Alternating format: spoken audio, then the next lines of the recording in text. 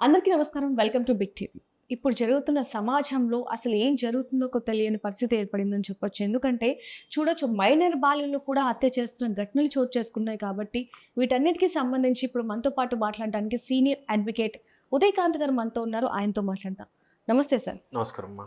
Sir, సమాజం ఎటు పోతుందో తెలియని పరిస్థితిలో ఉన్నామని చెప్పొచ్చు. ఎందుకంటే చిన్న చిన్న పిల్లలకి ఏదైనా అయితేనే మనం తట్టుకోలేము. అలాంటిది చిన్న పిల్లలే హత్యలు, మానభంగాలు, దోపిడీలు చేస్తున్నారంటే ఇంకా అసలు ఎటు పోతుంది సార్ సమాజం?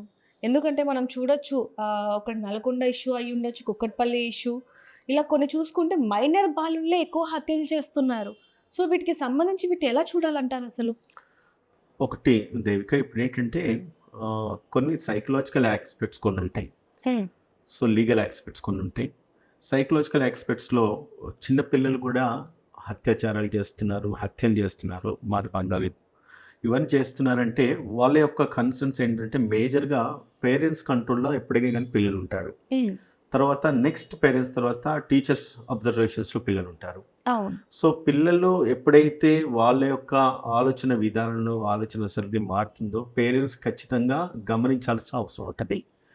మనము మీరు అడుగుతున్నట్టుగా ఈ కుక్కటిపల్లి కేసు విషయానికి వెళ్తే క్లియర్ కట్ స్టేట్మెంట్స్ వాళ్ళ మదర్ చేసింది మనం గుర్తు చేసుకోవాల్సిన అవసరం ఉంది. ఈరోజు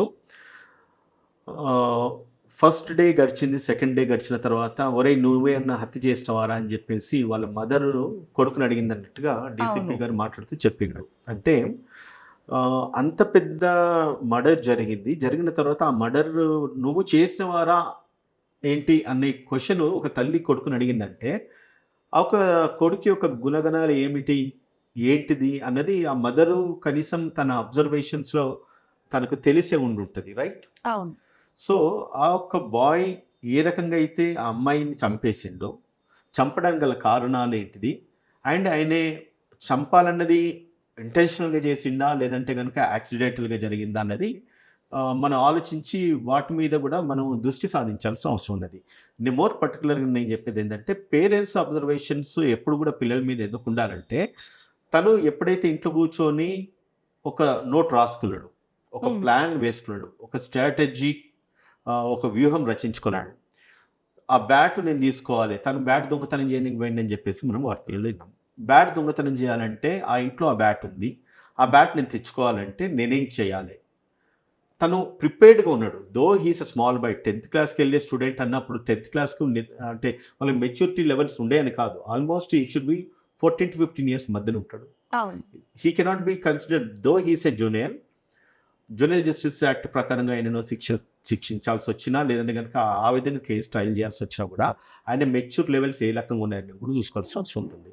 సో అటువంటి సిచ్యుయేషన్లో తిను ప్రిపేర్ అయినాడు, ఒక నోట్ రాసుకున్నాడు, ప్లాన్ వేసుకున్నాడు, స్ట్రాటజీ చేసుకున్నాడు. దాని తర్వాత బ్యాట్ దొంగతనం చేయాలనే ఉద్దేశంతో పోయేటోడికి కత్తి తీసుకుపోవాల్సిన అవసరం ఏముంది? అవసరం అయితే పరిగణించుకోవాలి, కొట్టాలి, చంపాలి అన్న ఒక క్రూయల్ మైండ్ వాడికి ఉంది. సార్, ఇంకోటి మెయిన్గా అతను క్రైమ్ వెబ్ సిరీస్ ఎక్కువగా చూస్తూ ఉంటాడంట. వాళ్ళ మదర్ కూడా చెప్తుంది, పోలీసులు కూడా చెప్తున్నారు. 10th క్లాస్ అబ్బాయి దగ్గర ఫోన్ ఉండాల్సిన అవసరం కూడా అసలు లేదు ఓపెన్గా చెప్పాలంటే.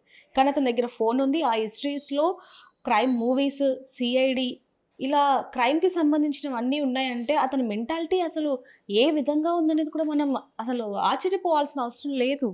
సరే, ఇప్పుడు నేను ఒకటి చెప్తా. జరిగిపోయిన విషయం ఏదైతే ఉన్నదో దాన్ని ఒక రకంగా దాన్ని ఫర్ ద టైమింగ్ పక్కన పెడదాం.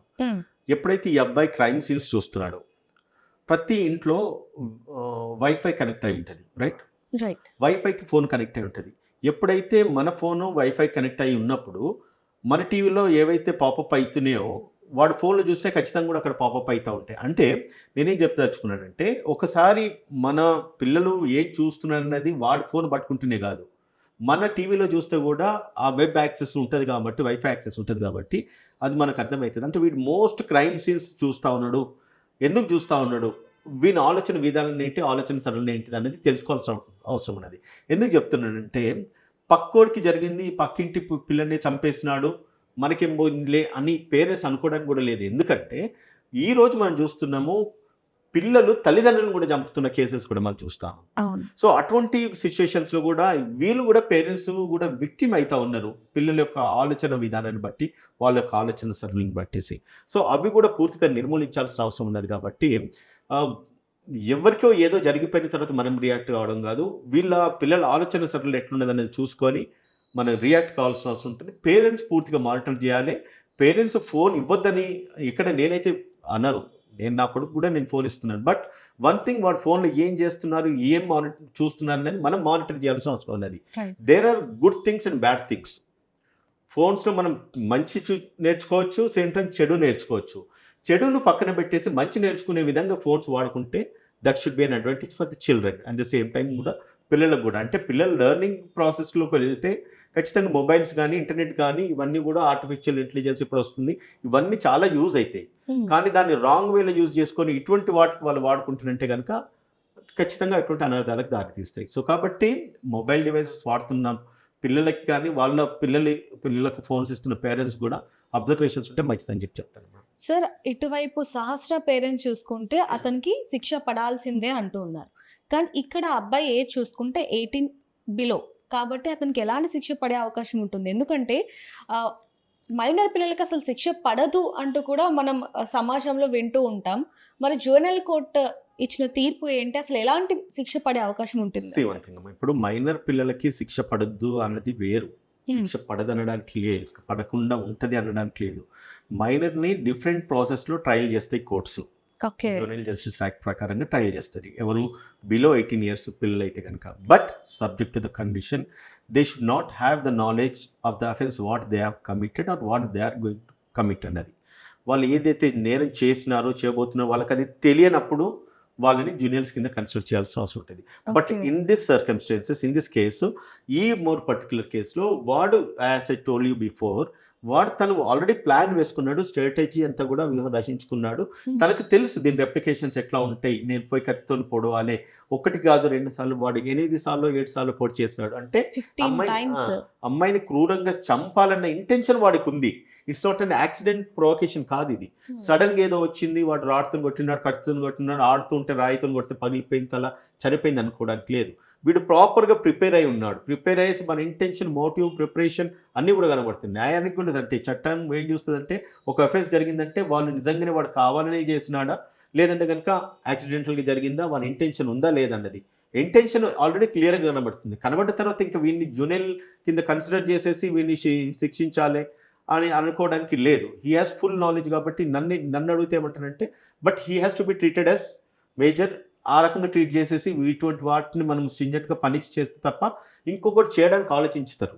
చిన్నపిల్లలు అఫెన్స్ చేసిందంటే ఆ వీడియోలు మనకంటే చిన్నపిల్లలు ఎక్కువ చూస్తూ ఉన్నారు. ఇవాళ వీడు ఏ రకంగా చేసినాడు ఏంటనేసి వీళ్ళు అవే నేర్చుకొని ఏమైతుందిలే శిక్ష పడదంటే వీడికి చేసే పని అంతా కూడా తెలిసి ఉంటుంది. తెలిసిన తర్వాత కూడా వాడిని అఫెన్స్ కమిట్ చేస్తున్నాడంటే వాడికి నాలెడ్జ్ ఉన్న తర్వాత కూడా మనం వాడిని అఫెన్స్ కమిట్ చేసిన తర్వాత వాడిని వదిలేయాలి అని అనుకుంటే మాత్రం ఇట్స్ అ ఫులిష్నెస్ అవుతుంది. సో కాబట్టి ఇటువంటి వాటిలో చట్టాలు స్ట్రింజెంట్గానే ఉండే, చట్టపరంగా కూడా శిక్షిస్తే మాత్రము శిక్షలు తప్పే. కాబట్టి it's better that know the law, చట్టాలు తెలుసుకోండి, జాగ్రత్తగా వ్యవహరించండి అన్నది చెప్పగలుగుతారు. అసలు అంటే సార్, ఇప్పుడు ఆ క్రైమ్ సిరీస్లో కూడా జస్ట్ క్రైమ్ చేసేంత వరకే వీళ్ళు చూడగలుగుతున్నారు, కానీ ఆ తర్వాత ఎలాంటి శిక్ష పడుతుంది, పోలీసులకు దొరుకుతాయి అనేది చూడడానికి ఇష్టపడట్లేదు అని చెప్పొచ్చు. మరి ఇప్పుడు ఈ కేసులో ఇతనికి ఎలాంటి శిక్ష పడే అవకాశం ఉండొచ్చు అంటారు? అసలు ఏంటి ప్రాసెస్, ఏ విధంగా ఉంటుంది? ఇప్పుడు మర్డర్ చేసిన వాళ్ళకి లైఫ్ ఇంప్రిజన్మెంట్, ఖచ్చితంగా ఉరిశిక్ష కూడా పడే అవకాశాలు ఉంటాయి. చట్టం చెప్తా ఉంది, చట్టం నిర్దేశించింది. సో అటువంటప్పుడు వీడి పిల్లలు అని చెప్పేసి కన్సిడరేషన్ తీసుకొని వానికి ఎక్స్క్యూజ్ చేస్తే కనుక ఖచ్చితంగా it's wrong message to society. But మనం ఏం శిక్షలు పడుతుంది అంటే ఇన్ టర్మ్స్ ఆఫ్ లా ఖచ్చితంగా వాళ్ళకి ఏదైతే మేజర్స్ ఉంటారో వాళ్ళకి పడే శిక్షల కంటే కూడా వీళ్ళకి 50% పనిష్మెంట్ తగ్గించేసి శిక్ష ఇచ్చే అవకాశాలు జువెనైల్ జస్టిస్ యాక్ట్లో ఉన్నాయమ్మా. సార్, వాళ్ళకి ఏమైనా కౌన్సిలింగ్ ఇచ్చే అవకాశం ఉంటుందా? ఎందుకంటే ఇప్పుడు వరకు వీళ్ళు they are in the child హోమ్లో ఉంటారు, చైల్డ్ కస్టడీ మన స్టేట్ హోమ్లో ఉంటారు. దాంట్లో వాళ్ళు కౌన్సిలింగ్ ఇస్తారు. కౌన్సిలింగ్ ఇచ్చేసి వీళ్ళని బాగు చేయడానికి, వీళ్ళ మైండ్స్ మళ్ళీ వాట్ యు కాల్ లైక్ అంటే ఎటువంటి రాంగ్ నోషన్లో వీళ్ళు వెళ్ళినారు, వీళ్ళ మైండ్ ఎందుకు ఇంత పొల్యూట్ అయింది, వీళ్ళని ట్యూన్ చేసేసి సెట్ చేసేసి బాగు చేసేసి కూడా కౌన్సిలింగ్ ఇచ్చేసి వాళ్ళని వదిలేసే అవకాశాలు కూడా ఉంటాయి. But not in this type of cases. ఇటువంటి కేసెస్లో మాత్రం 100% ఎంత కౌన్సిలింగ్ చేంజ్ చేసినా కూడా వానికి మాత్రం శిక్ష మాత్రం తప్పదు, ఒకవేళ నేరం తనే చేసిందని చెప్పి ప్రూవ్ అయితే. కానీ ఇక్కడికి వచ్చిన తర్వాత ఇప్పుడు ఈ నేరం తను చేసిందా లేదా అన్నది ఫస్ట్ ఎవిడెన్స్ ప్రూవ్ కావాలి. ఎవరు చూస్తున్నారు ఇక్కడ? ఎవరు చూడలేదు. తను వెళ్ళిండు ఆ టైంకు కింద గోడ నుంచి చూసిందని చెప్పి ఎవరో సాఫ్ట్వేర్ ఇంజనీర్ చెప్పిందని చెప్పి చెప్తున్నాం మనం. సో మరి అది చూసినప్పుడు నిజంగానే ఈ అబ్బాయి పోయేసి మర్డర్ చేసిండు, కత్తితో పొడిచిండు అనే దానికి సాక్ష్యాధారాలు ఎక్కడ ఉన్నాయి? మన ఇంటర్ప్రిటేషన్స్ ఇవన్నీ కూడా మన ఇంటర్ప్రిటేషన్స్. అతను చెప్తాడు, ఆ టైం చెప్తాడు, ఆ టైం చెప్పిన తర్వాత వాళ్ళు తప్పించడానికి ఎవడో మా లాంటి లాయర్లు మళ్ళీ తయారవుతారు. తను నేరం ఒప్పుకున్నప్పటికి కూడా కోర్టుకు సాక్ష్యాధారాలు కావాలి. కోర్టుకు అంటిల్ అండ్ అన్లెస్ కోర్టుకు మన సాక్ష్యాధారాలు ఇస్తే తప్ప వాడిని శిక్షించరు. నువ్వు పొడిచింది నువ్వు చూసినావా? కత్తి తీసుకెళ్ళింది నువ్వు చూసినావా? కత్తి తీసుకెళ్ళి పొడిచి బయటకు వచ్చింది నువ్వు చూసినావా? వన్ బ్యాట్ తీసుకొచ్చింది నువ్వు చూసినావా? There is no evidence for anything. There is no eye witness in this case. So అటువంటిప్పుడు వీటికి శిక్ష పడుతుందన్న గ్యారంటీ ఎక్కడ ఉంది చెప్పండి? మంచి లీడింగ్ అడ్వకేట్ను పెట్టుకుంటారు, శిక్ష తప్పించుకుంటారు. విక్టిమ్స్ ఎవరు? పిల్లలు కోల్పోయిన తల్లిదండ్రులు. దాన్ని ఎవిడెన్స్ ప్రాపర్గా లీడ్ చేయాలి. అండ్ సర్కమ్స్టెన్షియల్ ఎవిడెన్సెస్ ఏవైతే మ్యాచ్ చేసుకోవాలి. ప్రాసిక్యూషన్ స్ట్రాంగ్గా డిఫెండ్ చేయాలి, ప్రాసిక్యూట్ చేయాలి. ప్రాసిక్యూట్ చేసిన తర్వాత వాళ్ళకి శిక్ష పడాలి. It takes lot of time. But in the mean time ఏమవుతుంది, వానికి శిక్ష పడేది న్యూస్ బయటికి రాదు, కానీ వాడు చేసిన నేరాన్ని మాత్రము ఇన్ని మీడియా ఛానల్స్లో ప్రొజెక్ట్ చేయడం వల్ల క్రైమ్ రేట్ పెరుగుతుందంటే, క్రైమ్ రేట్స్ అంటే వాడు మీరు అన్నట్లుగా క్రైమ్ వాడు చూస్తున్నాడు, వెబ్ సిరీస్ వాచ్ చేస్తున్నాడు అంటే ఈ న్యూస్ని కూడా చూసే పిల్లలు ఎంతమంది తయారవుతా ఉన్నారు. అవును సార్. సో అటువంటి సిచ్యువేషన్స్లో వీళ్ళ మైండ్స్ మారుతాయని మనం అనుకోవడంలో ఛాన్సెస్ వెరీ మినిమం ఉంటాయి. So what ever is that the best possible way what we can do. ఇటువంటి జరిగితే ఖచ్చితంగా చట్టాలు స్ట్రింజెంట్గా పని చేస్తూ ఉన్నాయి. సో కాబట్టి దాంట్లో ఎటువంటి ఎగ్జంప్షన్స్ లేవు. ప్రాసిక్యూషన్, పోలీస్ కూడా విత్ ఇన్ 2 daysలో వాడిని నేరం చేసిన వాడిని పట్టుకున్నారు. వాని మీద ఈరోజు రిమాండ్ చేసిండ్రు, పంపించిండ్రు.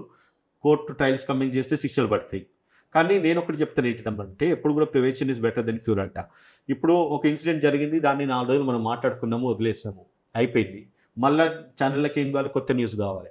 ఇట్లా కాదు, ప్రభుత్వాలు ఉన్నాయి కాబట్టి సోషల్ అవేర్నెస్ పెట్టాలి. సైకాలజిస్టులు ఉంటారు, మళ్ళీ దాని తర్వాత చైల్డ్ వెల్ఫేర్ కమిషన్స్ కొన్ని ఉంటాయి. అండ్ దాని తర్వాత స్కూల్స్ ఎడ్యుకేషన్స్లో కూడా స్పెషల్ సెషన్స్ కండక్ట్ చేయాలి. ఇటువంటి క్రైమ్ జరుగుతాయి ఏంటి, దాని పర్యవేక్షణలు ఎట్లా ఉంటాయని చెప్పి తెలియజేయాలి. స్కూల్లో ఒక అవేర్నెస్ ప్రోగ్రామ్స్ పెట్టాలి, అవగాహన సదస్సులు, ఎట్లా మాకులాంటి అడ్వకేట్స్ తీసుకెళ్ళేసి క్రైమ్ చేయడం వల్ల ఏంటిది, సో దట్ ఏంటంటే ఆ స్కూల్లో ఆ పిల్లలు క్రైమ్ నేరం చేస్తారని కాదు, మెసేజ్ అయితే సమాజంలోకి వెళ్తుంది. అండ్ మీకు లాంటి మీడియా ఛానల్స్ అన్ని కూడా ముందుకు వచ్చేసి ప్రతిసారి అంటే డైలీ ఒక ప్రోగ్రామ్ అని పెట్టండి. చైల్డ్ అవేర్నెస్ ప్రోగ్రామ్స్ ఏంటిది, చైల్డ్ వెల్ఫేర్ ప్రోగ్రామ్స్ ఏంటిది, చైల్డ్ అబ్యూజెస్ ఏంటిది, లేదంటే ఈ మన పోక్సో చట్టాలు ఏంటిది, దీని మీద మనం పూర్తిగా ఎట్లా నిర్మూలనలు తీసుకురావాలి, ఉమెన్ పై జరుగుతున్న రేప్ కేసెస్ మీద ఎటువంటి ప్రికాషన్స్ తీసుకోవాలి. సో ఏంటంటే మనం ఇచ్చే అవేర్నెస్లలో 100 మంది చూస్తే అట్లీస్ట్ ఒక 2, 3, 4 మారినా కూడా it's a right message to the society. So my suggestion is that. Sir, మనం గతంలో కూడా చాలా వీడియోస్ చేసాం. సో ఇప్పుడు మీరు ఎప్పుడు ఒకటే చెప్తూ ఉంటారు, అంటే క్రైమ్ జరగక ముందు ఏ విధంగా అయితే ప్రాసెస్ ఉందో, జరగక ముందు కూడా అలాంటి జరగకుండా నివారించాలి, అదొక ప్లాన్ చేయాలని మీరు చాలాసార్లు చెప్పడం జరిగింది. ఇప్పుడు కూడా ఏ విధంగా చేయాలని కూడా మీరు చెప్తూ ఉన్నారు. కానీ దీనికి ముందడుగు వేసే వాళ్ళు ఎవరు ఉంటారంటారు? ఇప్పుడు ఏదైనా కూడా ఇప్పుడు ఫస్ట్ స్టెప్ ఎవరంటే ప్రభుత్వమే. రాష్ట్రాలలో head of the state, chief minister ఉంటారు. And every department has their own ministers, home ministers ఉంటారు. ఎడ్యుకేషన్కి వస్తే ఎడ్యుకేషన్ ఉంటారు, మెడికల్కి వెళ్తే మెడికల్ ఉంటారు. Once government take any decision that will definitely have an impact on the system.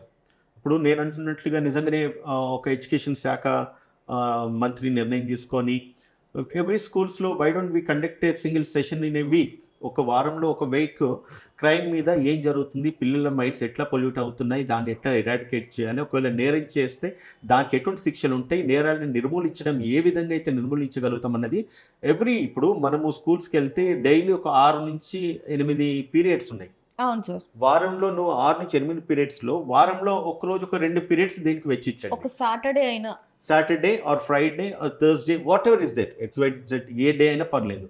ఒక ఎక్స్పర్ట్తోనే, ఒక ఎక్స్పర్ట్ అడ్వకేట్ కావచ్చు, లేదంటే కనుక ఒక సైకాలజిస్ట్ కావచ్చు, లేకపోతే ఒక కెరియర్ కోచ్ కావచ్చు, ఒక మోటివేషనల్ స్పీకర్ కావచ్చు, ఇటువంటి వాళ్ళు వెళ్ళేసి స్కూల్స్లలో కనుక సెషన్స్ కండక్ట్ చేస్తే అక్కడ నుంచి అంటే ఆ స్కూల్స్, ఆ స్టాండర్డ్ ఆఫ్ స్కూల్స్లో ఉన్న పిల్లల మైండ్స్ పాడైతేనే పొల్యూట్ అవుతున్నాయని కాదు, but it is a name lesson, it's a message. So ఇది తీసుకెళ్ళగలిగితే పిల్లలు చేసే నేరాలను మాత్రం మనం పూర్తిగా నిర్మూలించడానికి నాకు తెలిసి more than 50 to 70% ఇంపాక్ట్ అయితే ఖచ్చితంగా ఉంటుందమ్మా. ఏముండదమ్మా, ఇప్పుడు వీళ్ళంతా కూడా ఇగ్నోరెన్స్ అంతే, ఇన్నోసెన్స్ అంతే. కేవలం ఒక బ్యాట్ గురించి అని చెప్పేసి నువ్వు దొంగతనం చేయాల్సిన నెసెసిటీ ఏమున్నది? ఆ బ్యాట్ ఆ క్షణంలో నీకు ఆ బ్యాట్ లేకపోతే ఏం పోయింది? ఈరోజు ఏమైంది? వీడిపై ఒక ప్రాణం పోయింది. దాని తర్వాత వీడు పోయి జైల్లో ఉన్నాడు. కూర్చున్నాడు. ఇప్పుడు ఏ తమ్ముడు కోసమో వీడు తెగించేసి ప్రాణాన్ని తెగించేసి బ్యాట్ కావాలని చెప్పేసి దొంగతనానికి పోయిండో, ఇప్పుడు ఆ తమ్ముడికి వీడు అన్న లేకుండా పోతారు కదా. సో ఇటువంటి సిచ్యువేషన్లో ఏం చేయాలంటే it's very important. Police department కూడా షుడ్ టేక్ స్ట్రింజెంట్ యాక్షన్. ప్రభుత్వమే తీసుకోవాలి, జియో రావాలని కాదు. మనకు ఏ స్కూల్కి వెళ్ళినా కూడా మా police officers SIO CIO concern station house officer, for example Banjara Hills ఈరోజు మనం ఉన్నాము. బంజారాహిల్స్ వేరే స్కూల్స్ ఉన్నాయి. ఒక ఇన్స్పెక్టరు డైలీ పని చేస్తున్నాడు 24 గంటలు వాళ్ళ ఆఫీసర్స్ డ్యూటీ. అదే ఒక ఇన్స్పెక్టర్, ఒక ఎస్ఐ, ఒక లేడీ కానిస్టేబుల్ ఒక నలుగురు తీసుకెళ్ళి ఒక సెషన్ కండక్ట్ చేసి బంజారాహిల్స్ నియర్ బై స్కూల్స్కి తీసుకెళ్ళి ఒక సెషన్ కండక్ట్ చేయమనండి. వారంలో 1, 2, 3 పెట్టమనండి. 24 గంటలు వాళ్ళు లా అండ్ ఆర్డర్ ప్రొటెక్ట్ చేయడానికి డ్యూటీ చేస్తున్నారు కదా. ప్రొటెక్షన్స్లో భాగంగా ఇటువంటి యాక్టివిటీ ఒకటి కండక్ట్ చేయండి. ఎస్ఐలు సిఐలు పోనీ స్కూల్స్లో అవేర్నెస్ ఇవ్వండి. ఏ ప్రభుత్వంలో ఏ చీఫ్ మినిస్టర్ లేకపోతే ఎడ్యుకేషన్ మినిస్టర్ నువ్వు ఎందుకు పోయినావు అనేసి నీ హోమ్ మినిస్టర్లో అడగరు కదా, నీ కమిషన్ నువ్వు అడగరు కదా. It's right for better cause. మిమ్మల్ని చూసి ఇంకా ఇంప్రెస్ అయ్యేసి రాష్ట్ర వ్యాప్తంగా ఇటువంటివి వ్యాపిస్తాయి, దేశవ్యాప్తంగా వ్యాపిస్తాయి.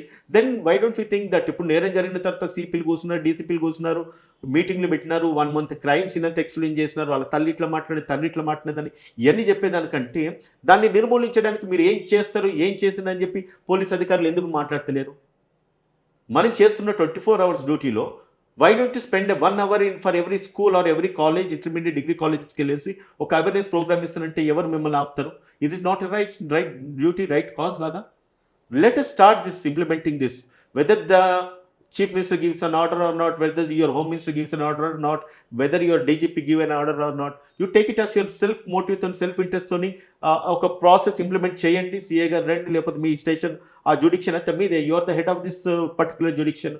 Banjara Hills you're the station house officer, ఈ మొత్తం ఆ ఏరియా అంతా కూడా మీ కంట్రోల్ ఉంటుంది. You come forward, conduct A programme in a school are college or any intermediate or degree college. It will be a right message.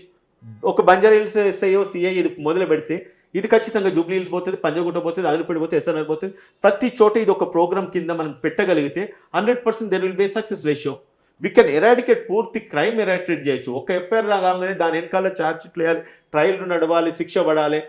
5-6 సంవత్సరాలు మీరు వెచ్చిస్తూ ఉన్నారు కదా ఒక క్రైమ్ వెనకాల. మరి ఆ ఒక క్రైమ్ నిర్మూలించడానికి ఒక్క రోజుకు ఒక్కొక్క గంట వెచ్చించండి, మీకు ఆ క్రైమే జరగదు కదా. You can spending your 1 hour time can save so many days, years of the judicial process or the legal process. That is my suggestion will map to the police department or to the government. Yes sir, మీరు నిజంగా చాలాసార్లు కూడా ఈ విషయం చెప్పడం జరిగింది. ఇప్పుడు జరుగుతున్న సమాజంలో ఏవైతే చిన్నపిల్లలకి సంబంధించి ఇష్యూస్ జరుగుతున్నాయో వాటికి నిజంగా చాలా బాగా ఒకరు చెప్పారు సార్. ఎందుకంటే మీరు అన్నట్టుగానే ఒక సిఐఓ, ఎస్ఐఓ ఎవరో ఒకరు ఇలాంటి ఒక అవేర్నెస్ తెచ్చేలాగా ఒక ప్రోగ్రామ్ చేస్తే ఖచ్చితంగా పిల్లల భవిష్యత్తు మాత్రం మన చేతుల్లోనే ఉంటుందని చెప్పొచ్చు. Thank you sir, thank you so much. Thank you. For more videos like this, subscribe Big TV channel.